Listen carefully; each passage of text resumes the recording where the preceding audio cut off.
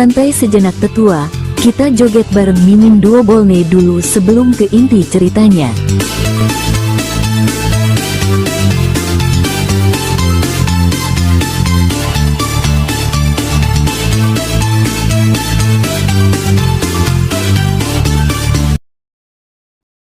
Mungkin ini dugaanku saja, tapi Caolung terlihat sangat licik. Aku yakin dia yang memiliki ide seperti itu dan menerapkannya di wilayah ini. Ucapnya, menduga-duga. Siapa Caolung? Tanya Feng Qiu. Melihat bagaimana reaksi Feng Qiu, tentu saja membuat mereka semua heran. Namun, tak lama mereka kembali menjelaskan.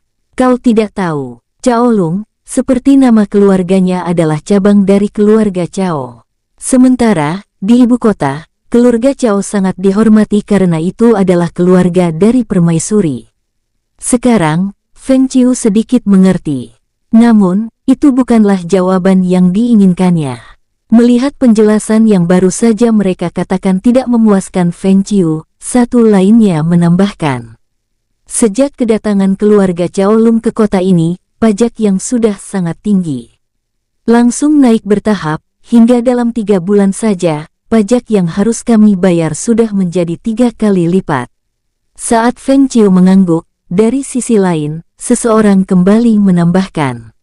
Dia juga terlihat sangat dekat dengan kepala prajurit dan orang-orang kuat, yang membantai siapa saja yang berusaha melakukan apa yang sedang kalian rencanakan ini. Feng Qiu langsung tahu siapa orang-orang yang mereka maksud. Namun, dia menyadari ada 3 orang yang terlihat sedikit lebih berpengetahuan daripada yang lainnya di sana. Tuan, aku lihat, kalian bertiga selalu duduk berdekatan dan... Feng Qiu mencoba mencari kata yang tepat untuk menjelaskan apa yang dia pikirkan. Kalian sepertinya begitu mengenal orang-orang dan sangat mengetahui apa yang sedang terjadi di kota Liangqi, lebih dari yang lainnya. Ucap Feng Qiu pada mereka, sambil menatap ketiganya bergantian. Saat itu, 3 orang yang ditatap Feng Qiu tertegun. Ketiganya saling bertatapan, sebelum akhirnya menundukkan kepala mereka. Nona, sebenarnya, beberapa tahun yang lalu, aku dan kedua temanku ini pernah bekerja di kantor wali kota. Ucap salah satu dari ketiganya, menjelaskan. Feng Qiu merasa saat ini, ketiganya akan jauh lebih berguna, jika mau memberikan pendapat mereka langsung. Karena sejujurnya, dia dan Xiaoran tidak begitu mengerti bagaimana cara kerja sebuah kota. Bahkan, Feng Qiu yakin sama dengan dirinya, Xiaoran ingin menghabisi semua yang merusak di kota itu, dan tidak begitu yakin dengan apa yang akan mereka lakukan setelahnya. Baiklah, aku rasa, mulai dari sekarang, kalian harus memberikan beberapa pendapat hingga kami berhasil menyingkirkan orang-orang brengsek itu dari kota, putus Feng Qiu. Saat itu juga, keduanya yakin, meski mereka mampu, tetap akan sulit menyerang kota Liangqi secara terbuka, tanpa melukai atau menyebabkan terbunuhnya orang yang tidak bersalah. Untuk itu, keduanya hanya bisa mengandalkan pengalaman serta pengetahuan ketiga orang ini. Nona, tentu saja kami akan dengan senang hati melakukannya. Jawab satu yang lainnya, sambil terus menundukkan kepalanya. Baik, jadi katakan padaku, bagaimana cara memisahkan antara orang yang pantas mati dan yang tidak? Petik 2. Itu adalah pertanyaan mudah. Namun, terdengar akan sulit melakukannya. Nona, ini sebenarnya sangat mudah, tapi... Kening Feng Qiu mengerut, mendengar itu. Tapi apa, Paman, tolong jangan berhenti-henti saat bicara, itu membuatku sulit untuk memahaminya meski kau mengatakan hal itu mudah. Orang itu mengangguk, dan kembali berkata, maaf, ini salahku. Setelah itu, dia kembali melanjutkan. Kita harus bisa memancing perhatian semuanya agar keluar dari kota, tapi itu juga berarti kita akan melawan mereka semua. Dalam waktu bersamaan, jawab orang itu, singkat. Namun, saat itu juga Feng Qiu tersenyum. Lalu, hal apa yang harus dilakukan, agar bisa membuat semua orang itu tertarik untuk keluar? Balas gadis itu, bertanya. Pria itu menganggukkan kepala, lalu kembali bicara. Sesuatu yang sangat besar, hingga mereka semua berpikir harus keluar untuk melihatnya sendiri. Setelah itu, mereka mulai membahas banyak hal. Sementara itu, di luar sana, sambil berendam Xiaoran mendengarkan semua. Bagi Xiaoran sendiri, ini jauh lebih mudah jika dia berada di sana. Karena saat berada di sekitar orang-orang tua itu, jangankan untuk membahas sesuatu, berbicara saja, mereka sudah sangat gugup. Saat sendiri, Xiaoran selalu memperhatikan telapak tangannya. Dia kembali mengingat hari di mana aura yang ada di tubuh Deng Xiaoping masuk ke dalam tubuhnya lewat kedua telapak tangan itu. Aura tersebut terasa sangat nyata saat dia tersulut amarah. Tidak tahu di mana, namun sepertinya aura itu sedang berkumpul di suatu tempat di tubuhnya. "Kakek, aku yakin kau sudah mendengarnya kan?" Larut dalam pemikirannya, Xiaoran tidak menyadari kedatangan Feng Qiu yang kini sudah berada di belakangnya. "Ciyuer, kenapa kau kemah?" Xiaoran tidak bisa menyelesaikan kata-katanya, karena saat itu, Feng Qiu juga terlihat akan masuk ke dalam air dan berdiri di depannya. "Tentu saja aku juga ingin membersihkan diriku. Aku bahkan masih bisa mencium bau darah si gendut itu di tanganku." Balas gadis itu, seolah tak begitu peduli dengan bagaimana reaksi Xiaoran saat ini. Demi apapun, Xiaoran benar-benar tidak siap dengan kejadian ini. Karena saat itu juga, sebuah dorongan aneh dan sangat kuat merasuki tubuhnya. Biasanya, pemuda itu bisa menahannya. Namun saat ini, dorongan itu menjadi sangat kuat. Xiaoran memejamkan mata untuk mencoba melawannya. Pemuda itu berusaha mengendalikan dirinya dengan memikirkan hal lain, selain apa yang sedang dia lihat di depannya. Akan tetapi, begitu matanya terpejam, bukan menghilang namun tubuh Feng Qiu semakin terlihat sangat jelas di kepalanya. Dan semua diperburuk dengan apa yang Feng Qiu katakan setelahnya. "Kakek, apa semua milik laki-laki memang sebesar milikmu? Aku tidak percaya bahwa benda itu akan muat di sini," ucap Feng Qiu, yang saat itu sudah tak memakai apapun. Mata Xiaoran terbuka dan langsung melebar setelahnya. Saat masih sangat kecil, dia sudah pernah melihat orang lain melakukannya. Bahkan, Feng Chen dan ibunya melakukan itu dengan suara yang membuat konsentrasinya saat latihan terganggu.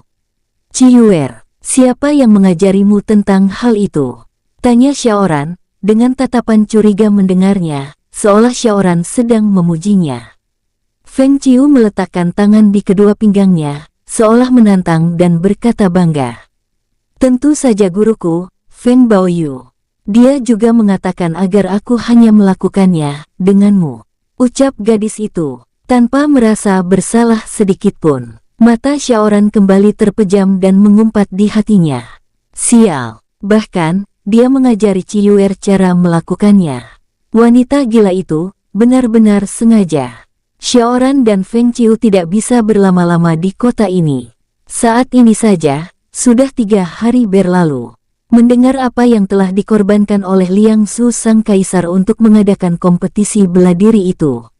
Sebenarnya Feng Qiu sudah kehilangan minat untuk mengikutinya. Namun, dia belum mengatakan hal tersebut pada Xiaoran. Dia tidak ingin keduanya kehilangan arah tujuan setelah ini berakhir. "Ciyuer, apa kau yakin ingin melakukannya sendiri?" tanya Xiaoran pada gadis di dekatnya itu. Malam hari, keduanya kembali ke pusat kota Liangqi.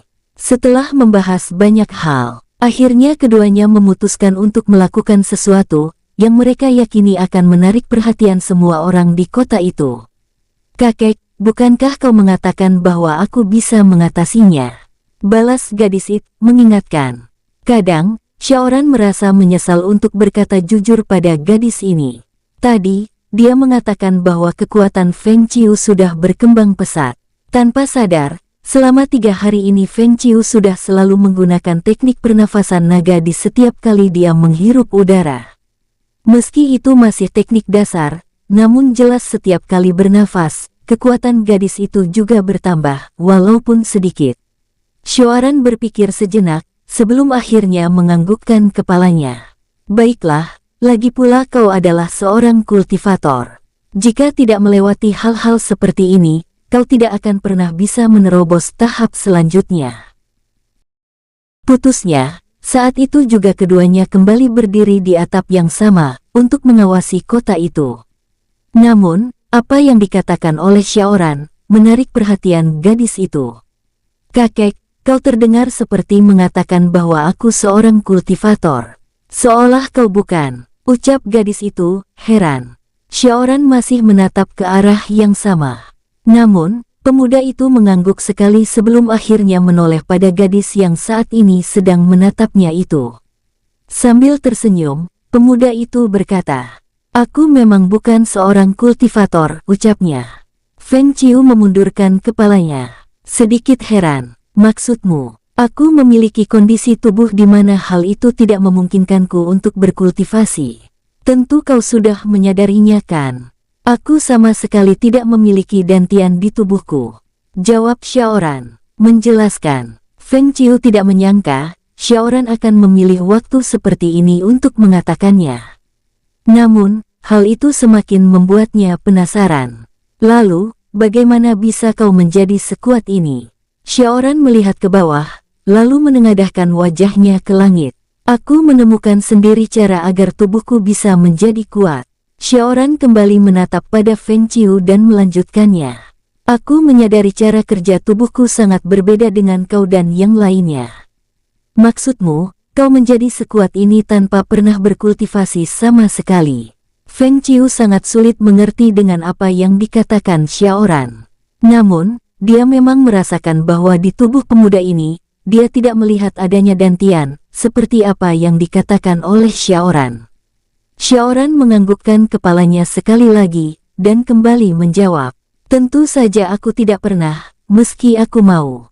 Tapi, seperti apa yang aku katakan, aku menemukan cara lain untuk membuat tubuhku menjadi kuat."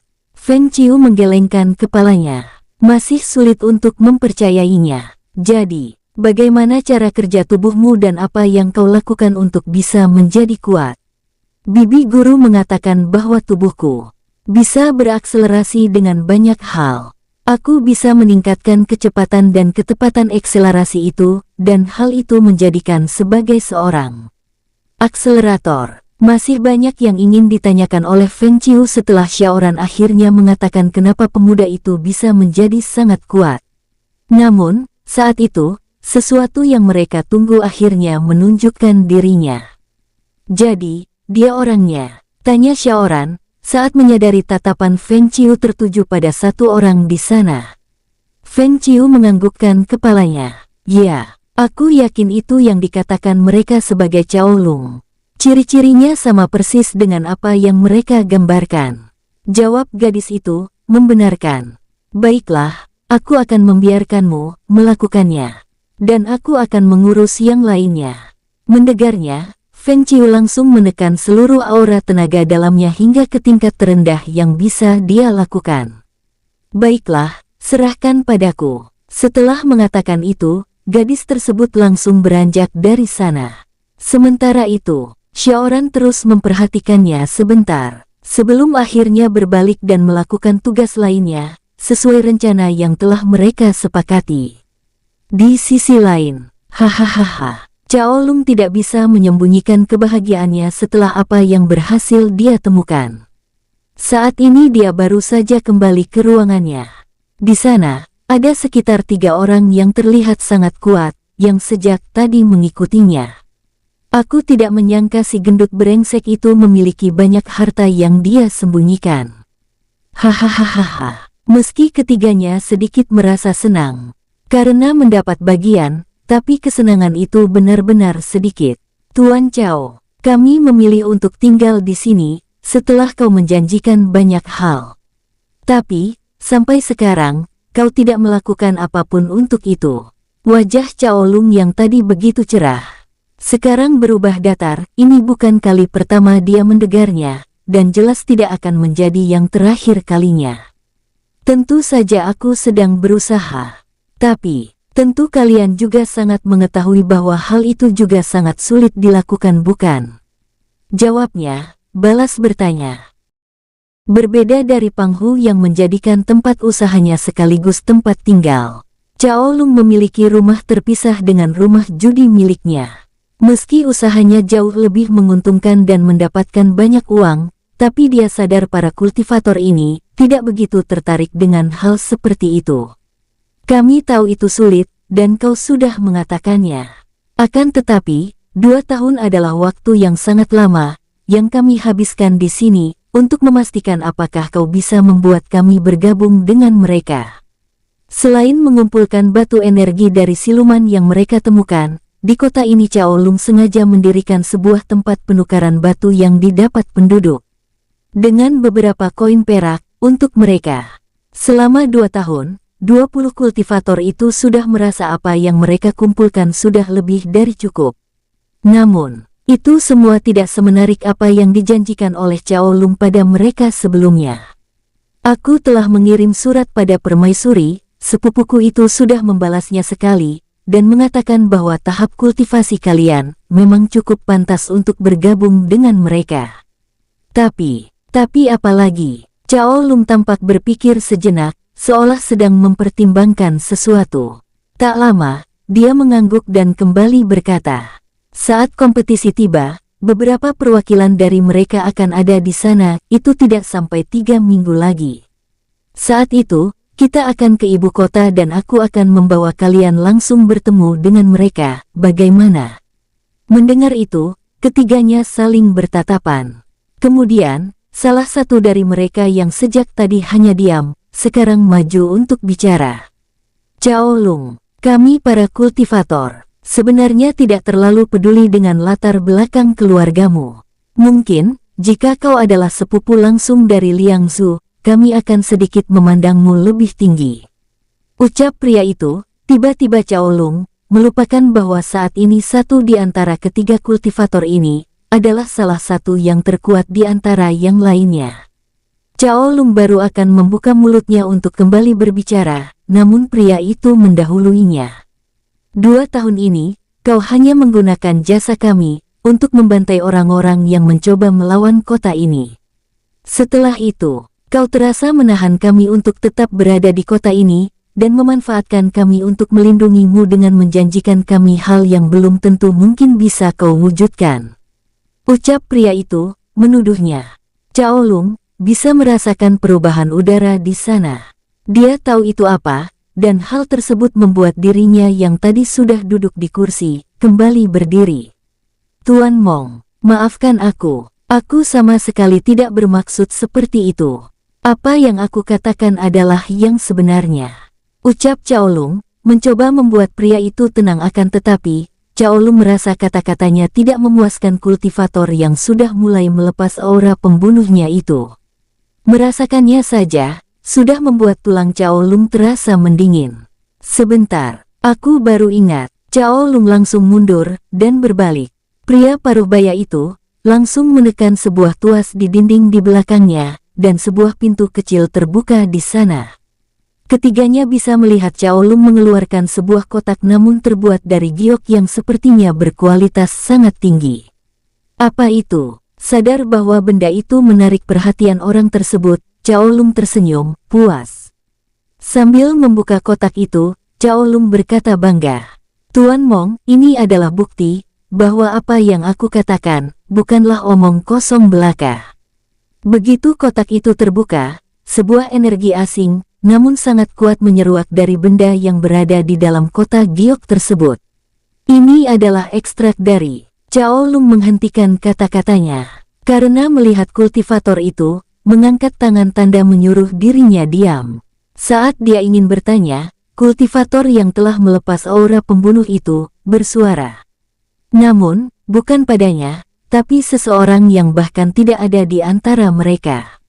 Keluarlah, atau aku akan langsung membunuhmu, ucapnya, sambil kembali melepas aura pembunuh, untuk mengintimidasi siapapun yang saat ini dia ajak bicara. Setelah mengatakan itu, entah sejak kapan, seorang gadis muda baru saja membalik tirai di salah satu sudut di ruangan itu, dan keluar dari sana. Melihat bagaimana penampilan gadis tersebut, kultivator itu bisa menebak, bahwa dialah yang membunuh Pang Hu malam sebelumnya. Sangat ironis, aku tidak menyangka si gendut yang memperjualbelikan lubang kenikmatan itu mati dicincang oleh seorang gadis muda.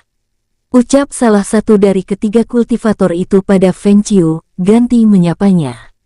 Beberapa saat sebelumnya, saat Feng Qiu mengikuti Cao Lung, bukan tiga orang ini yang bersamanya. Namun, begitu dia memasuki pekarangan rumah pria itu, tiga kultivator ini muncul. "Kau," seru Cao Lung, yang kini berdiri di belakang ketiganya, sambil menunjuk pada Feng Qiu. Cao Lung langsung bisa mengenali gadis itu. Saat berada di rumah makan 2 hari di mana Pang Hu kehilangan tangannya, gadis ini adalah orang yang pertama kali mencari masalah dengan pria Pang Hu, dengan mengambil gadis yang seharusnya menjadi milik pria itu. Feng Qiu sendiri tidak merasa sia-sia mengikuti Cao Lung sampai di sini, setidaknya dia kembali mendapatkan informasi yang menurutnya sangat berharga. "Tuan Cao, kau mengenalnya?" tanya salah satu kultivator di sana. Cao Lung mengangguk. "Ya, meski aku tidak mengetahui namanya, tapi dialah yang terakhir kali memiliki masalah dengan si gendut itu," jawabnya cepat. Feng Qiu hanya diam dan bersiaga. Dia datang untuk Cao Lung. Akan tetapi, dia tidak menyangka akan bertemu tiga kultivator ini di sini. Tahu bahwa saat ini dia bersama tiga kultivator yang sangat kuat, membuat Cao Lung tidak merasa terancam atas keberadaan gadis itu.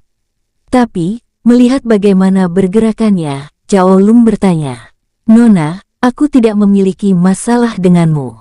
Jadi, katakan apa tujuanmu datang dan menyusup di dalam rumahku?"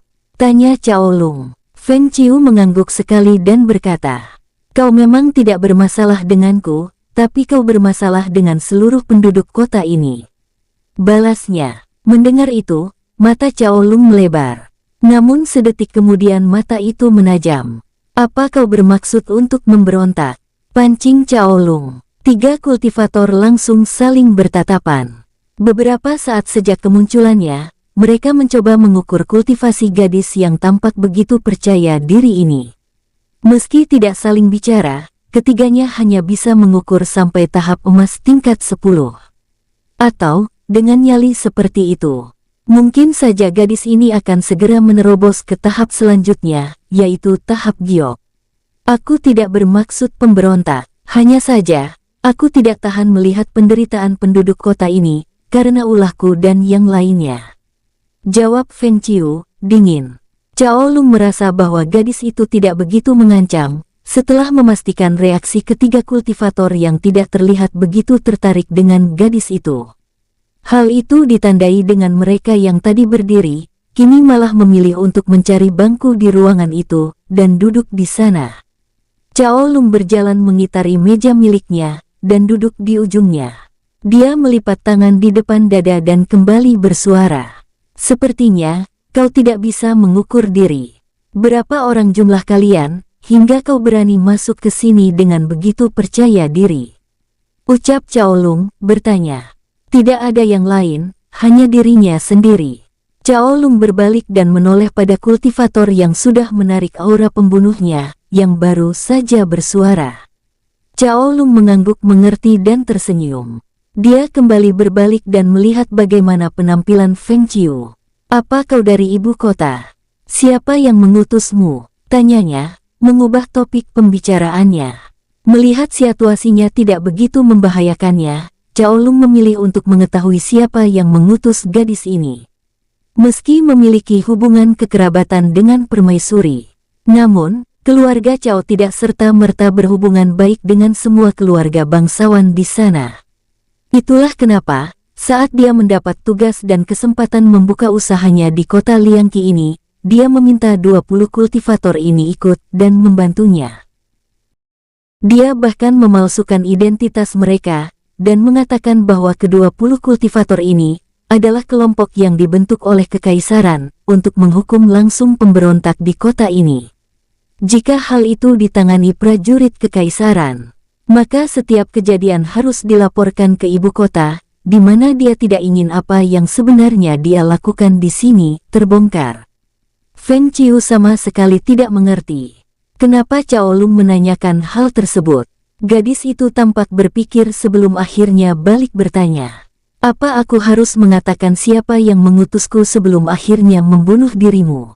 Ucap gadis itu, yang tentu saja membuat semua orang di sana bereaksi setelahnya. Hahaha, tidak hanya Cao Lung, tapi ketiga ultivator itu juga tertawa.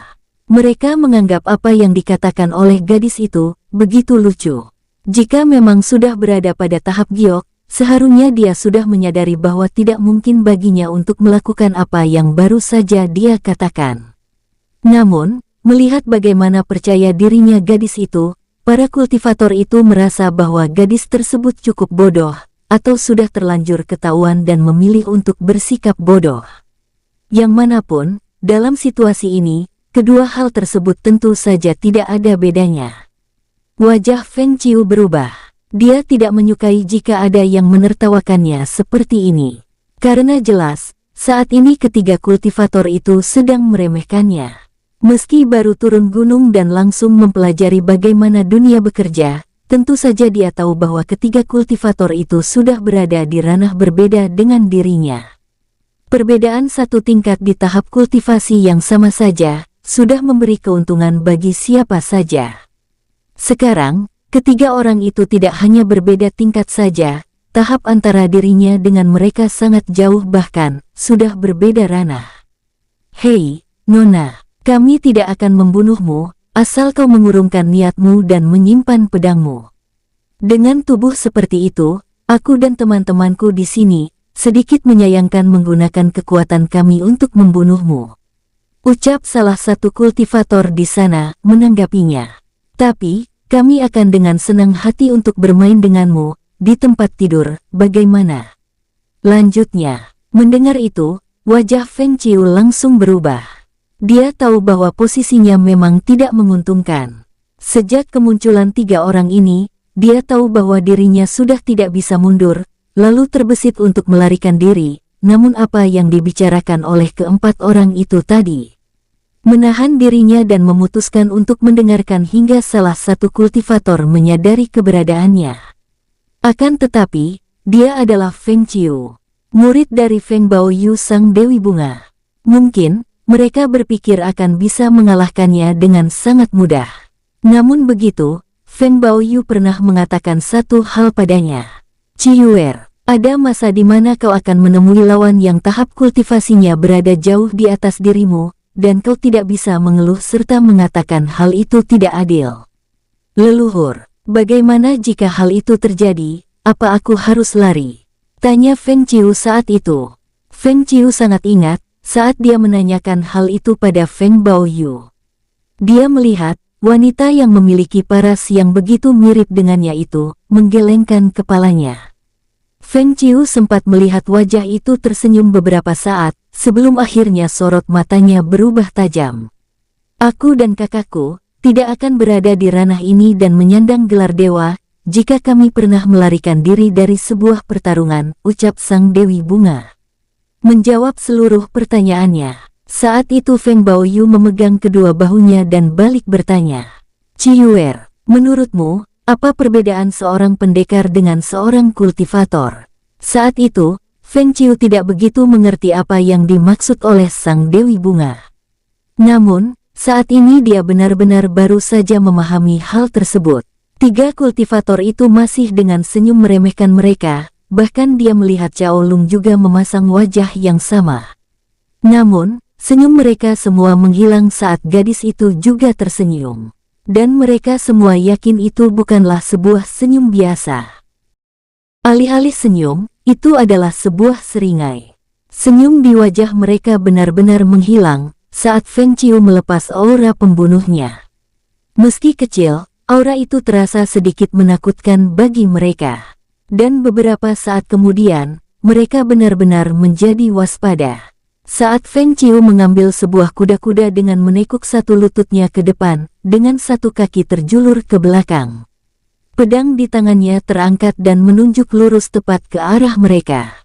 Aura membunuh yang tadi dilepas gadis itu, menghilang. Namun, bersamaan dengan itu pula, ketiganya menyadari kuda-kuda yang digunakan Feng Qiu bukan kuda-kuda biasa. Ilmu pedang tingkat tinggi, seru salah satu dari 3 kultivator yang tanpa sadar sudah berdiri itu. Kalian, waspadalah, dia bukan pendekar biasa-biasa, teriak salah satu kultivator lainnya saat menyadarinya. Ya, mungkin orang bisa bertambah sangat kuat dengan berkultivasi. Akan tetapi, untuk menjadi pendekar hebat, itu adalah hal berbeda. Mereka semua langsung bersiap untuk menantikan kedatangan gadis yang beberapa saat lalu masih mereka remehkan itu.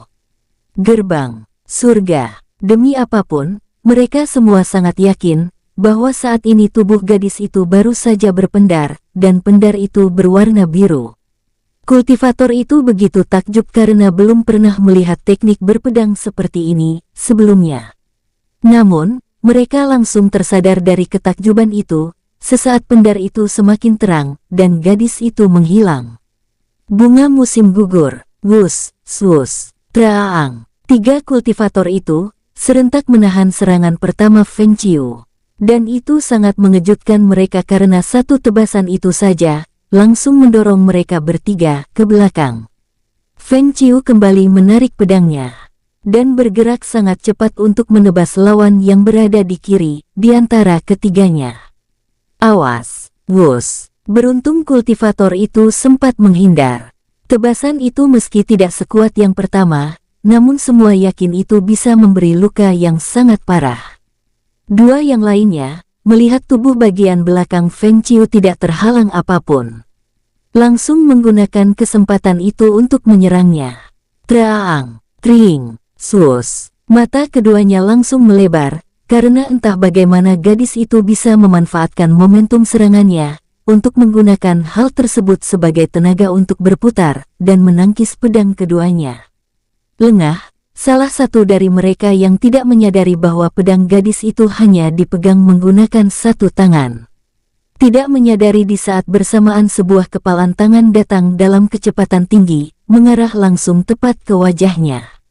Bruk, gedebuk, tidak begitu kuat hingga bisa membuat wajahnya hancur.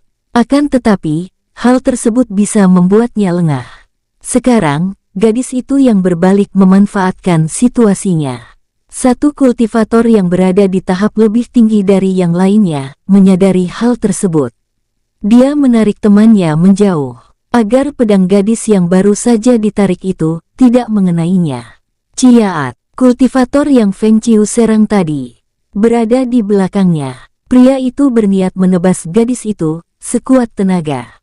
Sementara itu terjadi, kultivator yang tadi menarik temannya ke belakang, melebarkan matanya karena melihat gadis itu tersenyum sebelum akhirnya menghilang. Sus, pedangnya sempat menahan satu pedang yang datang, namun jelas itu bukan pedang Feng Qiu. Untuk sesaat, mereka melupakan kecepatan gadis tersebut. Hati-hati kau, brengsek. Beruntung dia mampu menahan pedang rekannya, yang nyaris saja membelah kepalanya. Namun, saat itu juga keduanya mengedarkan pandangan untuk merasakan keberadaan gadis itu. Bruk, satu kultivator yang tadi ditarik mundur, benar-benar bernasib sial. Baru saja dia kembali mendapat keseimbangannya, sebuah kaki mendarat di antara kedua pahanya. Saat refleks satu tangannya mencoba menutup area yang baru saja mendapat serangan itu, sebuah pedang langsung melintas melukai tangannya yang lain, hingga pedang yang dia genggam nyaris terlepas. 2 kultivator lainnya sudah berbalik, namun gadis itu tidak ada di sana. Saat salah satu dari mereka mencoba mencari keberadaannya, matanya langsung melebar. Dia dengan sangat jelas melihat gadis itu ikut berbalik di belakang punggung rekannya. Akan tetapi, saat dia akan menyerang gadis itu, dia langsung mengurungkan niatnya karena takut saat gadis itu mengelak. Pedangnya akan melukai temannya. Di belakangmu, serunya. Tanpa pikir panjang, rekannya langsung mengangkat pedangnya dan melibaskannya ke belakang. Dan inilah yang membuat rekannya itu menyesal karena telah memberitahunya. Pedang itu sekarang mengarah antara dirinya dan gadis tersebut. Malangnya, dia tidak melihat gadis itu sudah memegang pakaiannya dan menarinya mendekat. Sial, krak, maaf. Rekannya sempat melihat namun tidak mampu menghentikan pedangnya tepat waktu. Meski bisa mengurangi kekuatannya, namun sabetannya tetap mampu memberikan luka, meski tidak dalam. Tidak terlalu memikirkannya, terakhir dia melihat gadis yang tadi menariknya itu sedang menunduk. Jadi, dia berpikir untuk langsung melayangkan tendangan keras begitu saja. Bruk, maaf. Lagi-lagi mereka melupakan kecepatan Feng Qiu. Hingga tendangan itu berakhir pada tulang kering rekannya. Kemari kau, jalang. Teriak kultivator yang tadi mendapat tendangan di selangkangannya, sambil mengayunkan pedangnya. Ting! Feng Qiu menangkis pedang itu dengan cara yang tidak dia duga. Sebelum tebasan ke bawah yang dilakukannya, pria itu melihat gadis tersebut menunduk lalu berputar cepat. Dengan posisi setengah kayang, pedangnya dihentikan.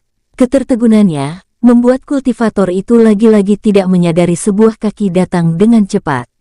Langsung mengarah ke kepalanya. Buk! Feng Qiu tahu bahwa setelah ini sudah ada yang menunggunya, itu mengapa dia memilih untuk menahan dengan cara seperti ini. Saat dua buah pedang mengarah langsung pada kakinya, dia sengaja menjatuhkan diri dan menendang tulang kering kedua kultivator yang berniat membelah tubuhnya itu, agar bisa segera menjauh. Bunga musim gugur adalah teknik dasar dari sekte bunga musim gugur itu sendiri. Namun, bukan tanpa alasan kenapa jurus ini yang menjadi salah satu andalan yang diciptakan Feng Baoyu, sang pendiri sekte itu. Karena pada dasarnya, layaknya bunga yang jatuh berguguran saat ditiup angin. Sebanyak itulah serangan yang datang. Di mana bunga adalah serangan dan angin adalah kekuatannya. Sial! Satu merasakan kesakitan, namun satunya tidak begitu karena lebih merasa kesal, alih-alih sakit. Slas! Feng Qiu sudah berada di belakang kultivator yang tadi kepalanya dia tendang. Sebuah luka panjang baru saja terbentuk di punggungnya. Bruk! Feng Qiu sengaja menendang keras punggung itu, agar pria tersebut terdorong ke depan menuju dua rekannya. Berpikir setelah menendang gadis tersebut masih berdiri di tempatnya, kedua kultivator itu sepenuhnya salah. Karena gadis itu memanfaatkannya untuk berlari ke belakang punggung pria tersebut, dan serangan berikutnya pun terjadi. Ting! Mata Feng Qiu melebar, karena tebasan langsung bisa ditangkis oleh salah satunya. Tidak semudah itu, meski wajahnya puas karena kembali bisa menangkis pedang Feng Qiu, namun kewaspadaannya tidak lagi menurun. Begitu juga dengan rekannya. Mereka sudah menyadari bahwa jurus yang digunakan oleh gadis ini benar-benar efisien. Setiap tenaga yang dilepas untuk sebuah serangan, bisa dia manfaatkan untuk menahan atau memperkuat serangan berikutnya. Saat pedang itu berhasil dia hentikan, matanya langsung awas untuk mewaspadai apa yang akan dilakukan gadis ini setelahnya. Beberapa meter dari sana, Cao Lung tidak percaya apa yang dilihatnya. 3 orang kultivator ahli, begitu kesulitan untuk menghadapi seorang gadis muda, yang memiliki tahap kultivasi jauh di bawah mereka. Sebelumnya, dia sudah melihat para kultivator ini bertarung melawan orang-orang yang dia tuding sebagai pemberontak. Cao Lung sangat yakin, dengan 20 orang itu, bahkan dia tidak perlu takut jika seorang tetua sekte kecil turun langsung untuk melawannya. Namun sekarang, dia mulai meragukan tahap kultivasi ketiganya. Sial, apa mereka semua sudah menipuku? Ini tidak masuk akal, umpatnya. Feng Qiu langsung kembali menyerang, namun kali ini memang tidak semudah sebelumnya. Dan ini adalah hal yang tidak diinginkannya. Hehehehe, kami akui, kau sangat hebat, Nona. Tidak diragukan lagi, bahwa pasti salah satu jenius muda yang ada di Kekaisaran Tang ini. Ucap salah satu dari ketiganya, memuji. Terang, tring, sebanyak Feng Qiu menyerang. Sebanyak itu pula keduanya mampu menangkis serangannya. Ya, bahkan aku tidak yakin ada jenius lainnya, memiliki ilmu pedang tingkat tinggi seperti dirimu ini. Tambah satu yang lainnya, Feng Qiu mulai merasa kewalahan. Karena tidak ada satupun serangannya, yang berhasil mendarat di bagian tubuh lawan. Yang menjadi sasarannya, buk, buk, buk. Satu orang kultivator akhirnya mampu melihat celah dan memukul bahu Feng Qiu, disusul oleh satu pukulan dari rekannya, namun satu tendangannya masih mampu ditahan gadis tersebut. Tidak ada pilihan lain, Feng Qiu harus melompat mundur dan bersiap jika keduanya ingin kembali menyerang. Sepertinya kami memang sudah melakukan kesalahan yang fatal karena telah meremehkanmu. Seorang kultivator menyeringai padanya, dan satu lainnya terlihat sedang mengambil kuda-kuda untuk menyerang. Aura yang membuat tubuh Feng Qiu tadi berpendar, sudah tak lagi terlihat. Hei, apa kalian sedang bermain-main? Cepat habisi saja gadis itu, teriak Cao Lung pada ketiganya. Wajah para kultivator itu berubah merah, dan menoleh pada Cao Lung. Pria itu sedikit melangkah mundur, karena tatapan mereka terlihat seolah ingin menyerangnya. Tidak apa-apa, tidak apa-apa, bermainlah, tapi pastikan kalian membunuhnya, ucap Cao Lung cepat. Nona, sejak tadi aku ingin menanyakan ini, karena aku penasaran. Feng Qiu berusaha mendapatkan ketenangan, namun matanya selalu waspada pada ketiganya. Sebelumnya, Feng Qiu pernah bertarung, namun lawan-lawannya sangat lemah, tapi sekarang, saat menjalani pertarungan yang sesungguhnya, dia tidak menyangka akan langsung menghadapi tidak hanya satu, tapi 3 kultivator yang jauh lebih kuat sekaligus. Aku pernah mendengar sebuah sekte yang hanya diisi oleh para wanita-wanita di kekaisaran ini. Apa kau berasal dari sana? Tanya salah satu dari ketiganya pada gadis itu. Bersambung, sampai jumpa di episode selanjutnya para tetuaku, semoga terhibur.